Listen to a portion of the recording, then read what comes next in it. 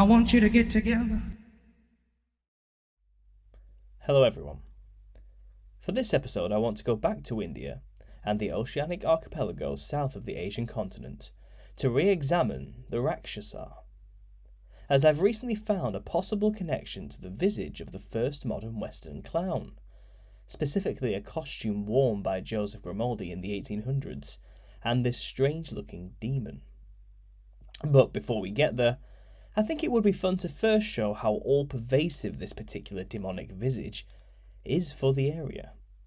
Rakshasa is the regional umbrella term for a demon, and from a wholly biblical perspective, demons are the Nephilim. Therefore, Rakshasa demons are accurate depictions of Nephilim creatures, and they certainly have a very distinct and clownish look. All throughout India, the origin of the Rakshasa namesake, Rakshasas are often depicted as shape-shifting, fierce-looking, enormous, monstrous-looking creatures with two fangs protruding from the top of the mouth and having sharp, claw-like fingernails. Not to mention the bulging, manic eyes, bright-coloured skin, and rainbow-coloured embellishments that often accompany them. They were shown as being mean, growling beasts, and as insatiable man-eaters that could smell the scent of human flesh. Fee-fi-fo-fum, right? Some of the more ferocious ones were shown with flaming red eyes and hair, drinking blood with their cupped hands from human skulls, similar to representations of vampires in later Western mythology. Generally, they could fly, vanish, and had Maya, magical powers of illusion, which enabled them to change size at will and assume the form of any creature. These representations of human-reptile hybrids are by far the best examples of the Nephilim I found in my research so far, and this particular style does appear to be shared cross-culturally over thousands of miles south of the Asiatic equator, within cultures whose traditions revolve around the veneration, appeasement, and incessant fear of the heavenly dragons and the earthly monstrous potentates / offspring. Let's start by examining Bali as an example. I mentioned in a previous video about the Balinese ritualistic dance, which depicts a hybrid lion-dragon beast thing called Barong, with his wide grin and red-haired motifs, who faces off against the evil Rangda. Rangda is the demon queen of the Layaks in Bali. According to traditional Balinese mythology, terrifying to behold, the child-eating Rangda leads an army of evil witches against the leader of the forces of good, Barong. The battle between Barong and Rangda is featured in a Barong dance which represents the eternal battle between good and evil. We can clearly see that the demon queen Rangda was modelled after the Rakshasa's visage of a human mixed with a dragon, as this is the basic stock design for a demon within the area. Barong appears to be a representation of a fallen angel, with the face of a typical dragon.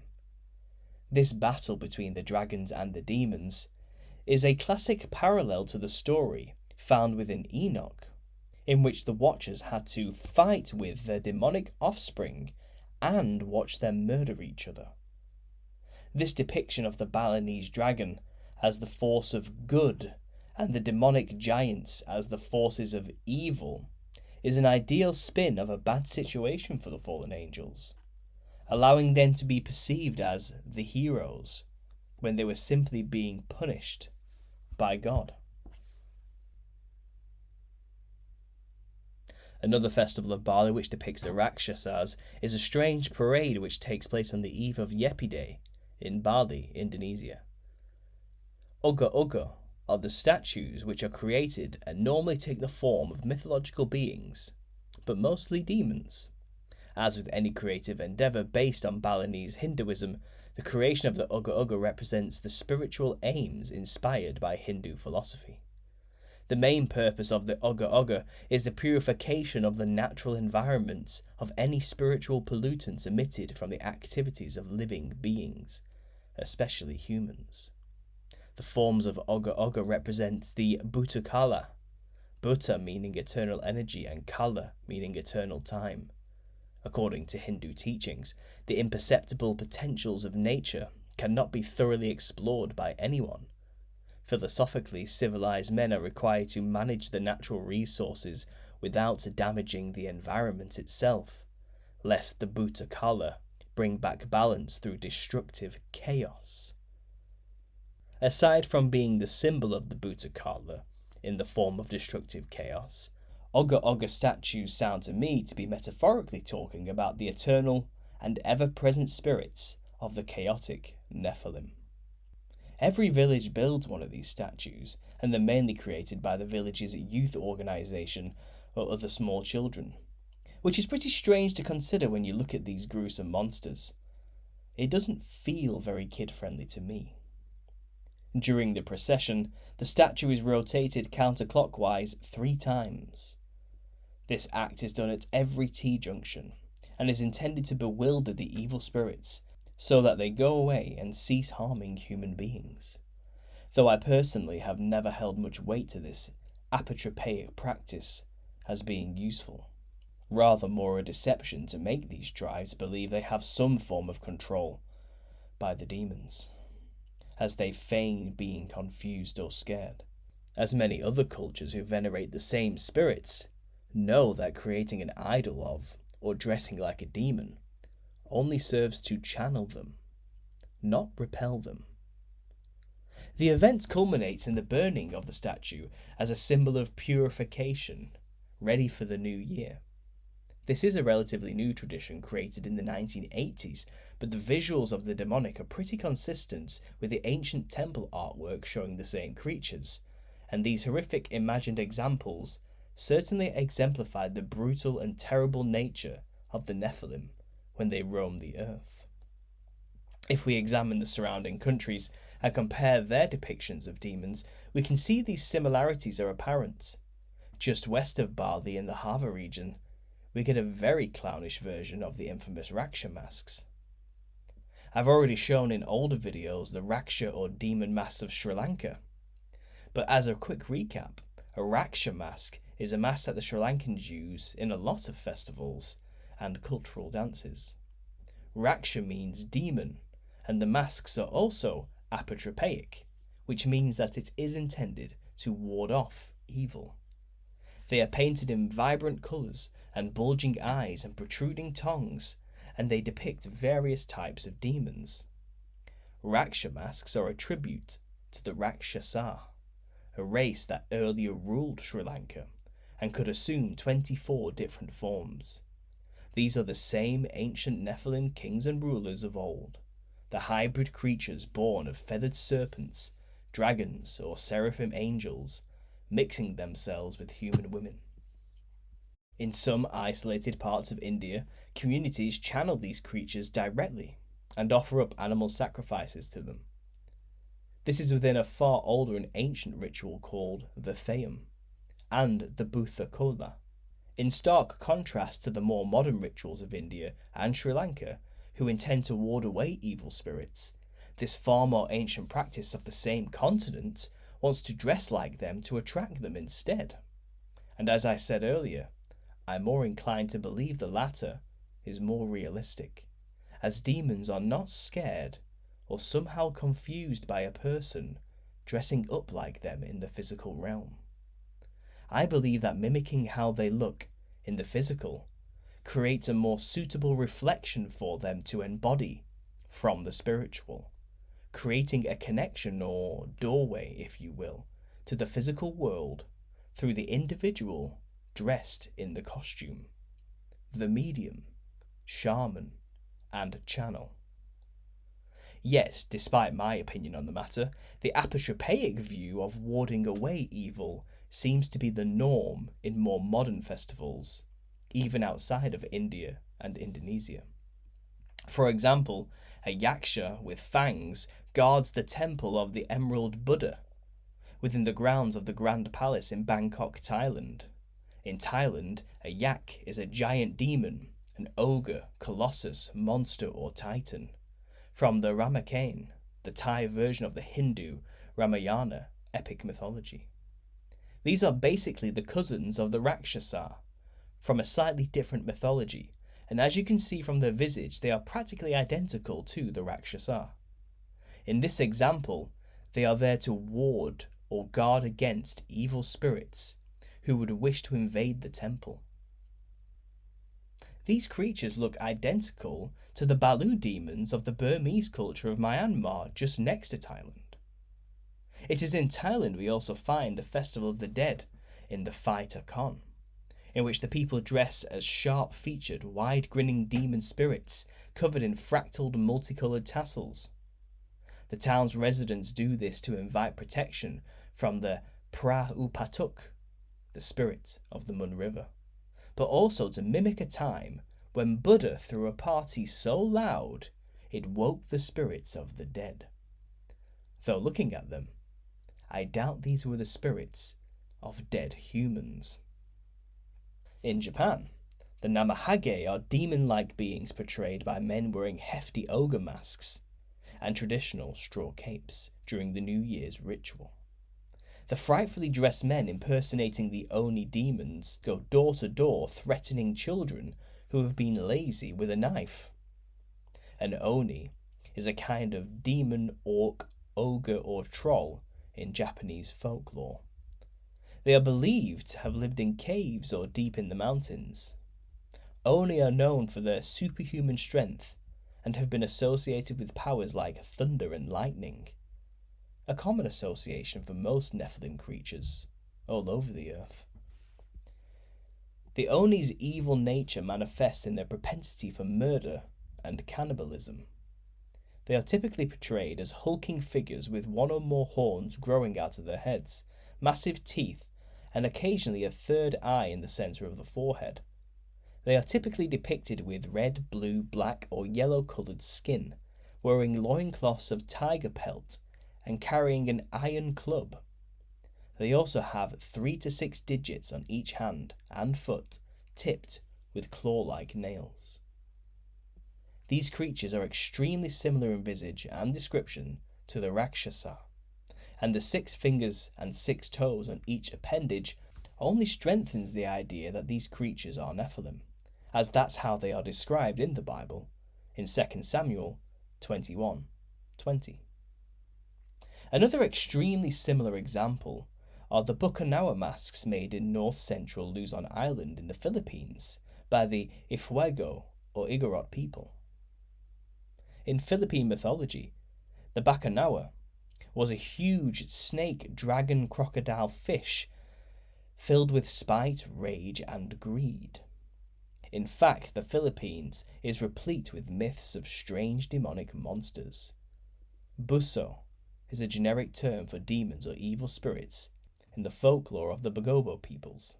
They typically prey upon flesh and send diseases to kill unsuspecting humans. Shrines and offerings would be made to the Buso in an attempt to deter them from attacking.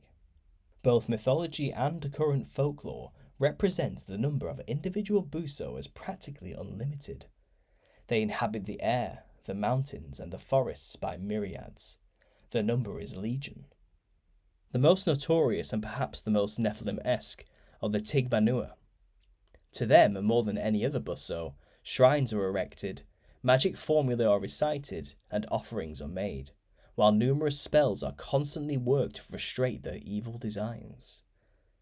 The Tigbanua is reported to live in a state of perpetual cannibalism, and to be the most repulsive, having one eye in the middle of its forehead, a hook chin, 2 spans long and upturned, to catch the drops of blood that may drip from the mouth, and a body covered with coarse black hair, similar to the wild man of Europe, who, as I have mentioned in other videos, is directly linked to Harlequin and the modern clown. One curiously clownish thing about the Tigbanua is that it is said to be easily pacified if you tell it a good joke.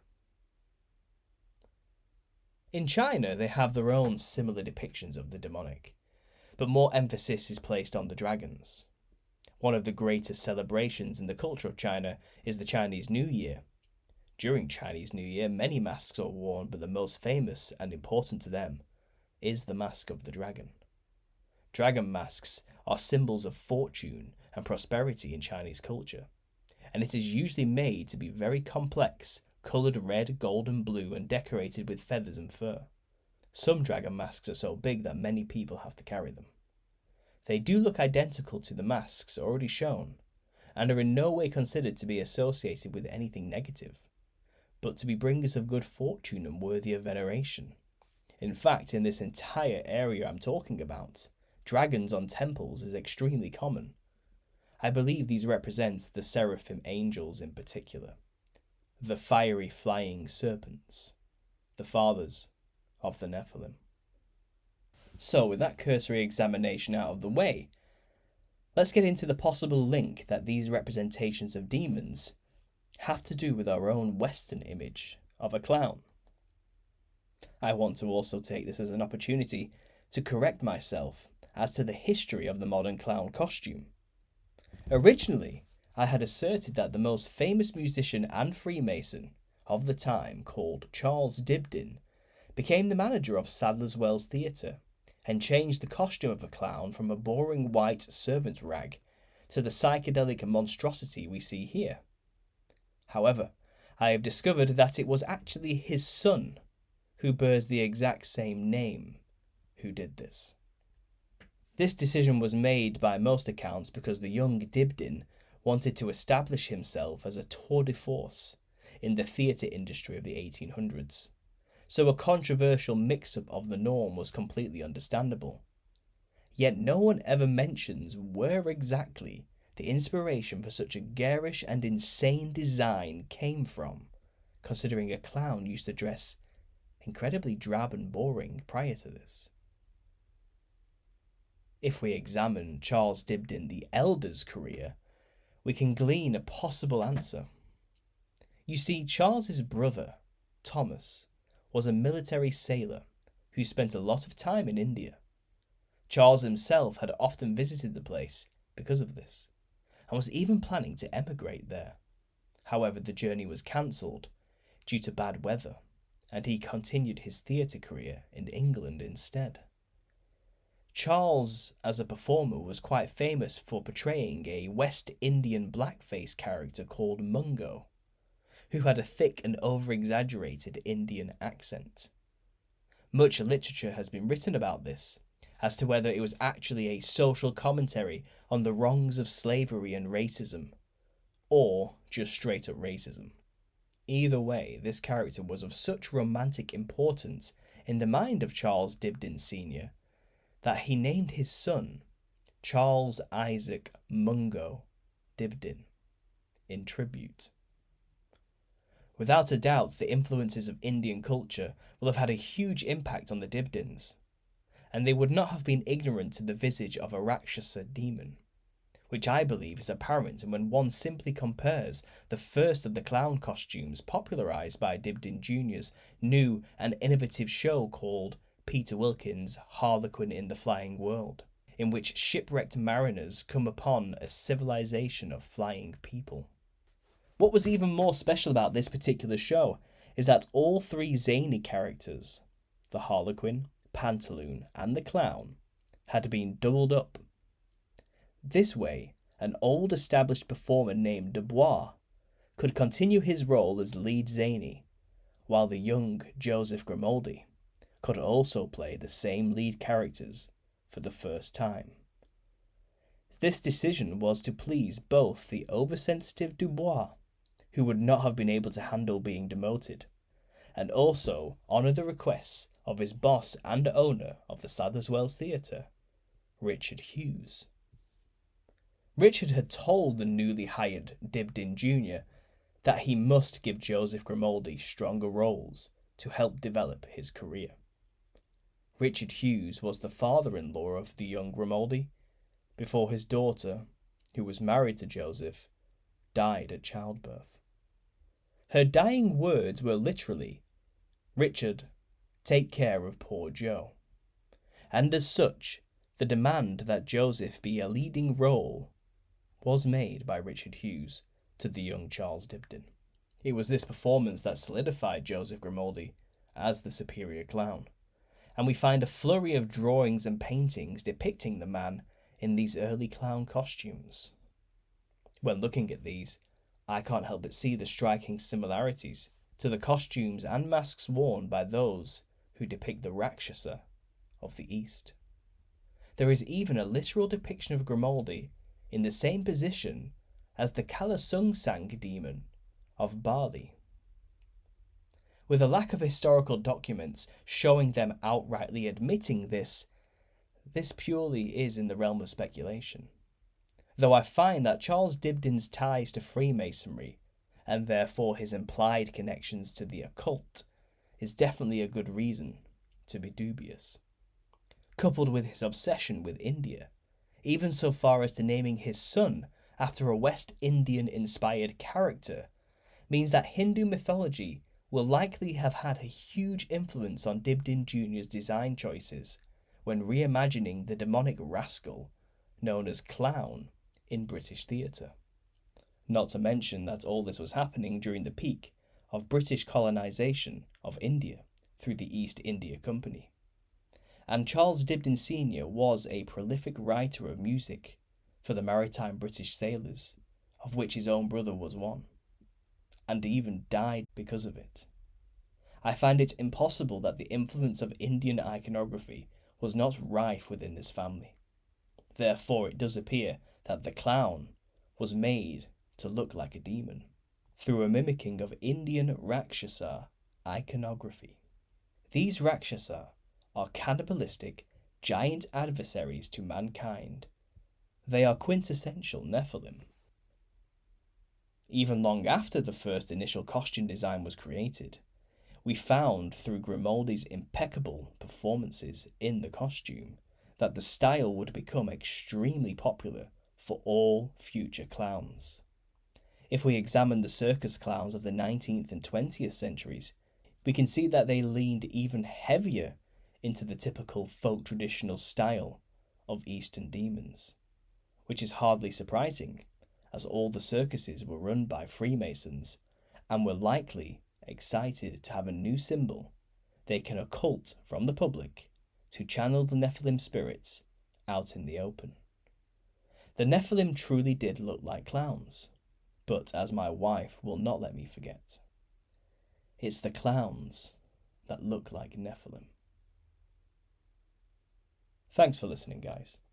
Please support this channel by signing up to Patreon for access to extra content relating to the book and the channel. And if you want to support the book directly, you can donate to the GoFundMe, links down below. I'll be back soon with another episode for this series. Don't forget to subscribe if you want to stay up to date. And as always, God bless.